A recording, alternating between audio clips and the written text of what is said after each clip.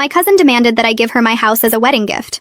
My cousin Rachel announced her engagement to Brian at Thanksgiving dinner, and immediately turned to me saying she knew what my wedding gift would be.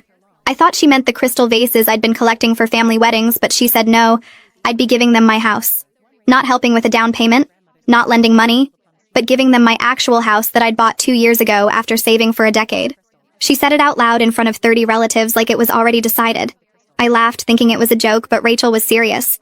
She said I was single with no kids, so I didn't really need a 3-bedroom house while they were starting a family and deserved a proper home. She actually used the word deserved while sitting in my dining room eating the dinner I'd cooked. My Aunt Helen, Rachel's mom, nodded along, saying it was so generous of me to help the young couple get started. I said I wasn't giving anyone my house, and Rachel's face turned red. She said I was being selfish, keeping a family home all to myself when I could easily go back to renting an apartment like someone my age without children should be doing anyway. She actually said those words to me, a 31-year-old homeowner, while she was 26 and living in Brian's mom's basement. The whole family went quiet, but nobody defended me. My Uncle Tom said sharing was important in families. My own mother said I should consider it since I could afford another place eventually. My dad stayed silent, which was him agreeing without having to say it.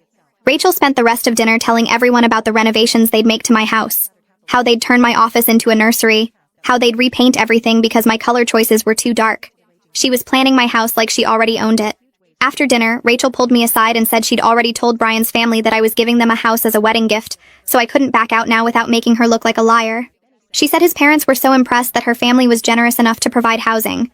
She'd apparently been bragging for weeks about her rich cousin who owned property, and was going to set them up for life. She said if I didn't follow through, Brian's family would think she came from trash who made false promises.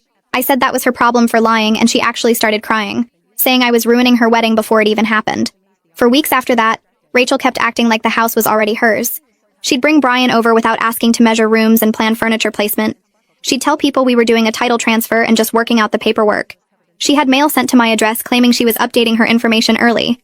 She even told the neighbors she'd be moving in after the wedding and asked them about the neighborhood association rules. Brian's family started contacting me about the house too.